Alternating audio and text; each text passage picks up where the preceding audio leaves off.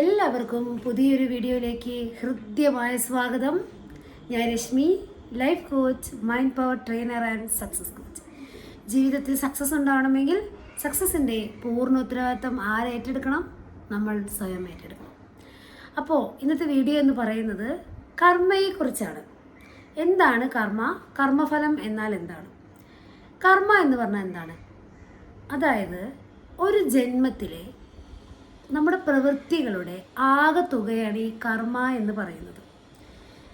ചില ആളുകളൊക്കെ പറയാവുന്നത് കേട്ടിട്ടില്ലേ? ചിലപ്പോൾ നിങ്ങളും പറഞ്ഞിട്ടുണ്ടാവും, ഇതൊക്കെ എൻ്റെ കർമ്മയുടെ ഫലമാണ്, കർമ്മഫലമാണ്, ഇതെൻ്റെ വിധിയാണ്, ഇങ്ങനെ പറയും അല്ലേ? ഇതെല്ലാം എൻ്റെ വിധിയാണ്. എന്താണ് ഈ വിധി? വിധി എന്ന് പറയുന്നത് കർമ്മേൻ്റെ വേറൊരു പേര് തന്നെയാണ് വിധി എന്ന് പറയുന്നത്. വിധി എന്ന് പറഞ്ഞാൽ നമുക്ക് തള്ളിക്കളയാൻ പറ്റുമോ നമ്മുടെ ജീവിതം? ഒരിക്കലുമില്ല. അതിനാണ് ലോ ഓഫ് അട്രാക്ഷൻ പോലുള്ള ആകർഷണ നിയമങ്ങൾ നമ്മുടെ ലൈഫിലേക്ക് നമ്മൾ അപ്ലൈ ചെയ്തുകൊണ്ട് ജീവിതത്തിൽ നമ്മൾ ഉയരുവാൻ ശ്രമിക്കുക എന്നുള്ളത്. സങ്കടങ്ങളും പ്രയാസങ്ങളും എല്ലാ വേദനകളും മാറ്റിവെച്ച് പുതിയൊരു ജീവിതത്തിലേക്ക് കടക്കാൻ ലോ ഓഫ് അട്രാക്ഷൻ ഒരുപാട് സഹായിക്കും. അപ്പോൾ കർമ്മയെക്കുറിച്ച് നമുക്ക് കൂടുതലായിട്ട് പറയാം. ഒരു ജന്മത്തിലെ പ്രവൃത്തികളുടെ ആകെത്തുക. അപ്പോൾ ഈ കർമ്മയെ 3 ആക്കി തിരിച്ചിട്ടുണ്ട്. ചില ആളുകൾ എപ്പോഴും പരാതി പറയുന്ന സ്വഭാവമുള്ളവരാണ്. എത്ര അവരോട് പരാതി പറയരുത്, നമ്മുടെ ജീവിതത്തിൻ്റെ പൂർണ്ണ ഉത്തരവാദിത്വം നമ്മൾ സ്വയം ഏറ്റെടുക്കുക എന്ന് പറഞ്ഞാലൊന്നും അവരത് കേൾക്കുവാൻ കൂട്ടാക്കുകയില്ല. കാരണം എന്താണ്? പരാതി പറഞ്ഞും പരിഭവം പറഞ്ഞും മറ്റുള്ളവരെ പഴിച്ചും ജീവിക്കുവാൻ ഇഷ്ടപ്പെടുന്ന ആളുകളുണ്ട്. അവരോട് നമ്മൾ നേരായ വഴി അറിയുന്ന ആളുകൾ പറഞ്ഞു കൊടുത്താൽ പോലും അക്സെപ്റ്റ് ചെയ്യാത്ത ആളുകളുണ്ട്. അപ്പോൾ നമുക്കവരെ ചേഞ്ച് ചെയ്യാൻ പറ്റില്ല അല്ലേ? മറ്റൊരാളെ ചേഞ്ച് ചെയ്തുകൊണ്ട് നമുക്കൊരിക്കലും നല്ല സന്തോഷത്തോടെ അവിടെ ജീവിക്കാനും സാധിക്കില്ല. നമ്മളെ ചേഞ്ച് ചെയ്യേണ്ട ആൾ നമ്മൾ തന്നെയാണ്. അതെല്ലാവർക്കും അറിയാം. ഓക്കെ, അപ്പോൾ നമ്മളെ ചേഞ്ച് ചെയ്ത് നമ്മുടെ ലൈഫിലേക്ക് എന്തെല്ലാം കാര്യങ്ങൾ കൊണ്ടുവരണം എന്ന് തീരുമാനമെടുത്തുകൊണ്ട് ഓരോ ദിവസവും മുന്നേറുക. ഈ പ്രപഞ്ചം മുഴുവൻ അനന്ത സാധ്യതകളാൽ അനുഗ്രഹീതമാണ്. അതുകൊണ്ട് തന്നെ നമ്മുടെ അവസരങ്ങളൊന്നും നഷ്ടപ്പെടുകയില്ല. അവസരങ്ങൾ നമ്മുടെ മുന്നിലുണ്ട്. അത് ചൂസ് ചെയ്യാനുള്ള മടിയാണ് പലർക്കും. അത് ചൂസ് ചെയ്യണേ, എങ്ങനെയായിത്തീരും, അങ്ങനെ പല മടിയും നമുക്കുണ്ടാവാറുണ്ട്. നമ്മുടെ കഴിവുകൾ എന്തൊക്കെയാണ് അത് ഒന്ന് എഴുതി നോക്കുക. സ്കിൽ എന്തൊക്കെയാണ്, ടാലൻറ്റ് എന്തൊക്കെയാണ്? സ്കില്ലും ടാലൻറ്റും രണ്ടും രണ്ടാ. ടാലൻറ്റ് എന്ന് പറഞ്ഞാൽ നമ്മൾ ജന്മനാ നമുക്ക് ലഭിച്ച ബ്ലെസ്സിങ് ആണ്. സ്കില്ലെന്ന് പറയുമ്പോൾ നമ്മളത് ഉണ്ടാക്കിയെടുക്കുന്നതാണ് അല്ലേ? അപ്പോൾ ഉണ്ടാക്കിയെടുക്കുന്നതും ജന്മനാ ഉള്ള കഴിവും ഒക്കെ ഉണ്ടാവും ഒരു വ്യക്തിക്ക്. അതെന്താണെന്ന് മനസ്സിലാക്കി അത് ഒന്ന് എഴുതി വെക്കുക, ഒന്ന് കുറിച്ച് വെക്കുക. എന്നിട്ട് അതിന് വേണ്ടതായ കാര്യങ്ങൾ അതിനു വേണ്ടി ഒന്ന് പരിശ്രമിച്ചാൽ ഉറപ്പായും നമ്മളെ ലക്ഷ്യത്തിലേക്ക് എത്തുകയും ചെയ്യും. അതിലിടയ്ക്കായിരിക്കും നമുക്ക് പല പ്രശ്നങ്ങളും നമ്മൾ നേരിടുക. സാഹചര്യം, വ്യക്തികളുടെ പ്രശ്നങ്ങൾ, അങ്ങനെ പല പ്രശ്നങ്ങളും നമുക്കുണ്ടാവും. പക്ഷേ നമ്മളെപ്പോഴും ചിന്തിക്കേണ്ടത് മറ്റൊരാളെ ചേഞ്ച് ചെയ്ത് നമുക്ക് ഒരിക്കലും നന്നാകാൻ സാധിക്കില്ല. നമ്മൾ തന്നെ ഒന്ന് ചേഞ്ച് ആവാം. അതിന് വേണ്ട പരിശ്രമങ്ങൾ നമ്മൾ തുടങ്ങി വെക്കുകയാണ്. അപ്പോൾ നമുക്ക് കാര്യത്തിലേക്ക് വരാം. കർമ്മയെക്കുറിച്ചാണ് പറയുന്നത്. എപ്പോഴും നമ്മൾ അറിയേണ്ട ഒരു കാര്യം, വിധി എന്ന് പറഞ്ഞ് നമ്മൾ നമ്മുടെ പ്രശ്നങ്ങളെ മാറ്റി നിർത്തുന്നതിന് പകരം അതിന് മറികടക്കാവുന്ന രീതിയിൽ നമ്മളെ വിധിയെ നമുക്ക് മാറ്റി എഴുതാൻ കഴിയും. എന്തെല്ലാം കാര്യങ്ങൾ ചെയ്യാൻ കഴിയും എന്ന് നോക്കിക്കൊണ്ട് ഈ ലൈഫ് എൻജോയ് ചെയ്യുക.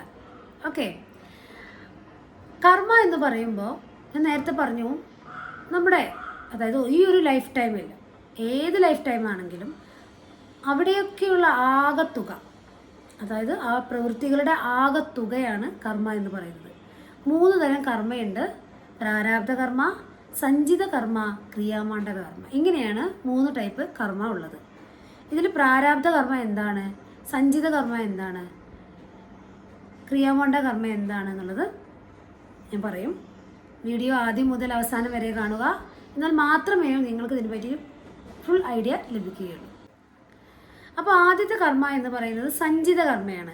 എന്താണ് ഈ സഞ്ചിത കർമ്മ? ഈ സഞ്ചിത കർമ്മ എന്ന് പറയുന്നത് ഈ ഒരു ലൈഫ് ടൈമിലോ അല്ലെങ്കിൽ ഇത് കഴിഞ്ഞ അടുത്തൊരു ലൈഫ് ടൈമിലോ ഒന്നും അനുഭവിച്ച് തീർക്കാൻ കഴിയുന്ന ഒന്നല്ല. പല ലൈഫ് ടൈമിലും നമ്മൾ ചെയ്തു വെച്ചിട്ടുള്ളതായ കാര്യങ്ങൾ, അത് നല്ലതായിരിക്കാം, ചീത്തയായിരിക്കാം, അതിൻ്റെയൊക്കെ കൂടെ ആകത്തുക എന്ന് പറയുന്നത്. ഒരു ഉദാഹരണം പറയാം. ഒരു കേക്ക്. ഈ കേക്ക് നമ്മൾ കാണുമ്പോൾ ചിലപ്പോൾ റൗണ്ടായിരിക്കും, ചിലപ്പോൾ ചതുരമായിരിക്കും കേക്ക് അല്ലേ? അപ്പം ഈ കേക്ക് നമ്മൾ പാർട്ട് പാർട്ടാക്കി മുറിക്കും. ഓക്കെ, അപ്പം ഈ സഞ്ചിത കർമ്മയിൽ നിന്നും നമ്മൾ പാർട്ട്, അതായത് ഈ കേക്കിനെ സഞ്ചിത കർമ്മയായിട്ട് കാണുക, അതിൽ നിന്ന് ഓരോ കഷ്ണങ്ങൾ നമ്മൾ എടുത്ത് മാറ്റുക. ഓക്കെ, ഇതാണ് ഈ സഞ്ചിത കർമ്മ കൊണ്ട് ഉദ്ദേശിക്കുന്നത്. ഈ ഒരു ലൈഫ് ടൈമിലൊന്നും നമുക്കിത് അനുഭവിച്ച് തീർക്കാൻ പറ്റില്ല. നമ്മൾ ചെയ്തതായ പാപങ്ങളുണ്ടാവും, ചിലപ്പോൾ നല്ല കാര്യങ്ങളുണ്ടാവും, അതൊന്നും ഈ ഒരു ജന്മത്തിലോ ഇനിയിപ്പം ഈ ഒരു ലൈഫ് ടൈം കഴിഞ്ഞ് അടുത്ത ജന്മം നമ്മൾ എടുക്കുന്ന സമയത്ത് ആ ഒരു ലൈഫ് ടൈമിലും നമുക്കെന്ത് വീട്ടാൻ പറ്റില്ല. ഈ സഞ്ചിത കർമ്മ ചെയ്തു തീർക്കാൻ പറ്റില്ല. പല പല ജന്മങ്ങളിലുമായിട്ടും ചെയ്തു തീർക്കുന്ന കർമ്മയാണ് സഞ്ചിത കർമ്മ എന്ന് പറയുന്നത്. രണ്ടാമത്തെ കർമ്മ എന്ന് പറയുന്നത് പ്രാരാബ്ധ കർമ്മ. എന്താ ഈ പ്രാരാബ്ധ കർമ്മ? ഇപ്പം നേരത്തെ പറഞ്ഞു, ഒരു കേക്ക് എടുത്ത് വെച്ച് കഴിഞ്ഞാൽ സഞ്ചിത കർമ്മയുടെ നമുക്ക് കണക്കാക്കാം. അതിൽ നിന്നും പാർട്ടാക്കി മുറിച്ച് മാറ്റില്ലേ, ഓരോ ഭാഗങ്ങളായിട്ട്, അതാണ് പ്രാരാബ്ധ കർമ്മ. അതായത് ഈ ഒരു ലൈഫ് ടൈമിൽ നമ്മൾ അനുഭവിക്കുന്ന എല്ലാ കാര്യങ്ങളും പ്രാരാബ്ധ കർമ്മയിൽ പെടുന്നതാണ്.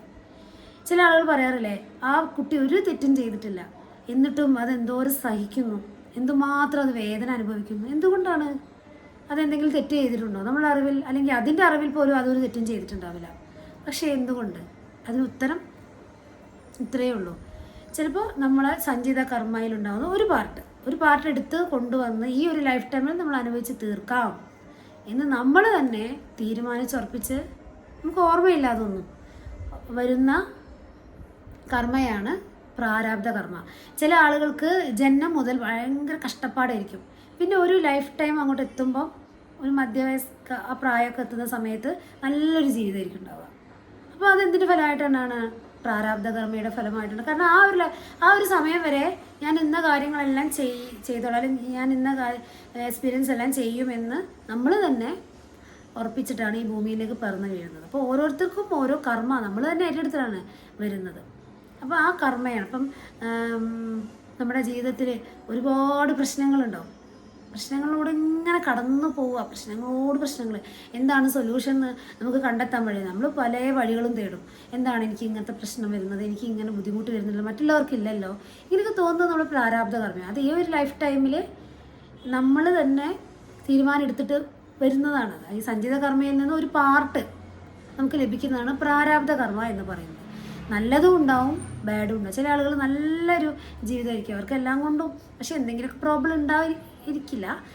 മനുഷ്യനല്ലേ, എല്ലാവർക്കും പ്രശ്നങ്ങളുണ്ടാവും. പക്ഷെ എപ്പോഴും അവർക്ക് നല്ല സമാധാനവും നല്ല സന്തോഷവും ആഗ്രഹിക്കുന്ന തരത്തിലൊക്കെ അവർ എത്തിച്ചേരുന്നത് എല്ലാം അവരുടെ പ്രാരാബ്ധ കർമ്മയെ അനുസരിച്ചിട്ടാണ് ഇരിക്കുന്നത്. അത് ഈ ഒരു ലൈഫ് ടൈമിൽ നമ്മൾ അനുഭവിക്കണം, അത് തീരണം അല്ലേ. കർമ്മ ഉണ്ടെങ്കിൽ അതൊക്കെ കുറേ തീരുന്നത് നല്ലതാണ്. ചെറിയ സങ്കടങ്ങളൊക്കെ നല്ലതാണ് അല്ലേ. വലിയ സങ്കടം വന്ന് നമ്മൾ പൊട്ടിപ്പോകുന്നതിന് പകരം എത്രയോ നല്ലതാണ് ചെറിയ സങ്കടങ്ങൾ. ഈ ചെറിയ സങ്കടങ്ങൾ വരുമ്പോൾ നമ്മൾ സഹിക്കാൻ പറ്റാതെ നമ്മൾ പറയും, ഈ ലൈഫ് എന്തിനെനിക്ക് തന്നു, അതുപോലും സഹിക്കാൻ കഴിയില്ല നമുക്ക്. അങ്ങനെയാണ് മനുഷ്യൻ. ഓക്കെ, അപ്പോൾ ചെറിയ സങ്കടങ്ങളൊക്കെ നല്ലതാണ്. ആ ഒരു തിരിച്ചറിവ് യൂണിവേഴ്സ് നമുക്ക് തരും. ഇതിലൂടെ കടന്നു പോകുമ്പോൾ ചിലപ്പോൾ നമുക്ക് നന്നാവാനുള്ളൊരു ചാൻസ് ആയിരിക്കും. ഓക്കെ, വലിയ സങ്കടങ്ങളും ചിലപ്പോൾ ലൈഫിൻ്റെ ചിലപ്പം വലിയൊരു അധ്യായം തുറക്കുന്നതൊക്കെ ആയിരിക്കും. പലർക്കും പല രീതിയിലാണ് മാറ്റങ്ങൾ വരിക. പ്രാരാബ്ധ കർമ്മയെക്കുറിച്ച് നിങ്ങൾക്ക് ഒരു ഐഡിയ കിട്ടിയെന്ന് വിശ്വസിക്കുന്നു. അടുത്തതാണ് ക്രിയാമാണ്ഡക കർമ്മ. ക്രിയാമാണ്ഡക കർമ്മ എന്ന് പറഞ്ഞാൽ ഈ ഒരു ലൈഫ് ടൈമിൽ നമ്മൾ ചെയ്തുള്ള കാര്യങ്ങളാണ് ക്രിയാമാണ്ഡക കർമ്മയിൽ വരുന്നത്. അത് ചിലപ്പോൾ നല്ലതും ഉണ്ടാവും, അതേപോലെ ചീത്തയുണ്ടാവും. അതുകൊണ്ട് മാക്സിമം നമ്മൾ എന്ത് ചെയ്യുക, നല്ല കർമ്മങ്ങൾ ചെയ്യാൻ ശ്രമിക്കുക.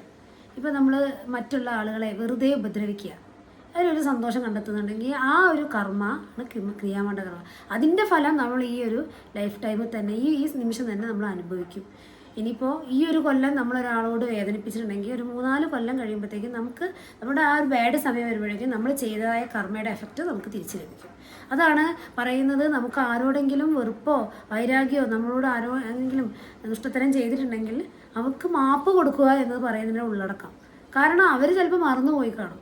അവർ നല്ല കാലത്തായിരിക്കും അവർ ആ തെറ്റ് ചെയ്തിട്ടുണ്ടാവുക. അവരത് മറന്ന് അവർ നല്ല ലൈഫ് ഒക്കെ ആയി ജീവിച്ചുകൊണ്ടിരിക്കുകയായിരിക്കും. അപ്പം നമ്മളിങ്ങനെ അവരെക്കുറിച്ച് ആലോചിച്ച് വേദനിച്ച് എന്നോടെന്നാലും അങ്ങനെ ചെയ്തില്ലേ എന്നുള്ള വിഷമത്തിൽ നമ്മളിങ്ങനെ ഈ തീക്കഷ്ണം എടുത്ത് ഉള്ളം കയ്യിൽ വെക്കുന്നത് പോലെ എരിഞ്ഞെരിഞ്ഞ് അടങ്ങുക ചെയ്യുക.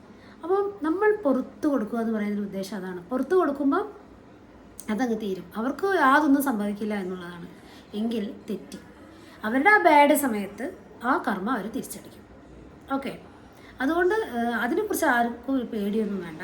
നമ്മൾ കൊടുക്കുന്നതായിട്ടുള്ള കാര്യങ്ങൾ, അതിപ്പോൾ വിശ്വാസവഞ്ചനയാണെങ്കിൽ എന്ത് കാര്യമാണെങ്കിലും കൊടുക്കുന്നതായിട്ടുള്ള കാര്യങ്ങൾ അനുഭവിക്കാതെ ആരും ഇവിടെയും പോവുകയില്ല. അപ്പോൾ ക്രിയാമാണ്ഡ കർമ്മയെക്കുറിച്ച് നിങ്ങൾക്ക് ഒരു ഐഡിയ കിട്ടുന്നുണ്ടാവും അല്ലേ? ഈ ഒരു നിമിഷത്തിൽ, ഈ ഒരു ലൈഫ് ടൈമിൽ നമ്മളിപ്പോൾ അത് നമുക്ക് എഡിറ്റ് ചെയ്യാനൊക്കെ പറ്റും. ഈ ക്രിയാമാണ്ഡ കർമ്മം നമുക്ക് എഡിറ്റ് ചെയ്യാൻ പറ്റും. കാരണം നല്ല പ്രവൃത്തിയൊക്കെ ചെയ്യുക. നമ്മളെന്തെങ്കിലും അറിയാതെ എന്തെങ്കിലും തെറ്റ് ചെയ്ത് പോയിട്ടുണ്ടെങ്കിൽ അതിന് പകരമായിട്ട് ഒരു 100 നല്ല പ്രവൃത്തിയൊക്കെ ചെയ്യുക, അതിന് മാപ്പ് ചോദിക്കുക, മനസ്സിൽ മാപ്പ് കൊടുക്കുക, തെറ്റ് ചെയ്യാതിരിക്കുക. അങ്ങനെയാണ് എഡിറ്റ് ചെയ്യാൻ നമുക്ക് സാധിക്കുന്നത്. ഓക്കെ, അപ്പോൾ കർമ്മയെക്കുറിച്ച് എല്ലാവർക്കും മനസ്സിലായെന്ന് വിശ്വസിക്കുന്നു. എപ്പോഴും ചിന്തിക്കേണ്ട ഒരു കാര്യം, നമ്മുടെ ജീവിതത്തിൻ്റെ പൂർണ്ണ ഉത്തരവാദിത്വം നമുക്ക് തന്നെയാണ്, മറ്റാർക്കും അല്ല. ഈ പ്രശ്നങ്ങളും പ്രയാസങ്ങളും ഉണ്ടാക്കിയത് അവനാണ്, അവളാണ്, അവരങ്ങനെ പറഞ്ഞിട്ടാണ്, ഇവരിങ്ങനെ പറഞ്ഞിട്ടാണ്. നമ്മൾ പരാതി പറയുന്നത് നിർത്തിക്കൊണ്ട് അവരോടൊക്കെ ക്ഷമിക്കുക, അവർ ബ്ലെസ് ചെയ്യുക, ലെറ്റ് ഇറ്റ് ഗോ ചെയ്യുക. നമുക്ക് അതാണ് വേണ്ടത്. ലെറ്റ് ഇറ്റ് ഗോ ചെയ്ത് ഒഴിവാക്കി മനസ്സിന് ഫ്രീ ആക്കി വിടുക. ലോ ഓഫ് അട്രാക്ഷൻ അനുസരിച്ച് നമ്മൾ എന്താണോ ചിന്തിക്കുന്നത് അതാണ് നമ്മൾ. അതുകൊണ്ട് ഹാപ്പി ആയിട്ടിരിക്കാൻ നമ്മുടെ വൈബ്രേഷൻ ലെവൽ ഹൈ ആക്കി കൊണ്ടുപോവുക. നമ്മുടെ ലക്ഷ്യങ്ങളെയും ആഗ്രഹങ്ങളെയും സ്വപ്നങ്ങളെയൊക്കെ നമ്മളിലേക്ക് അടുപ്പിക്കാം. അപ്പോൾ എല്ലാവർക്കും നല്ലൊരു ദിനം ആശംസിക്കുന്നു. നന്ദി, നമസ്കാരം.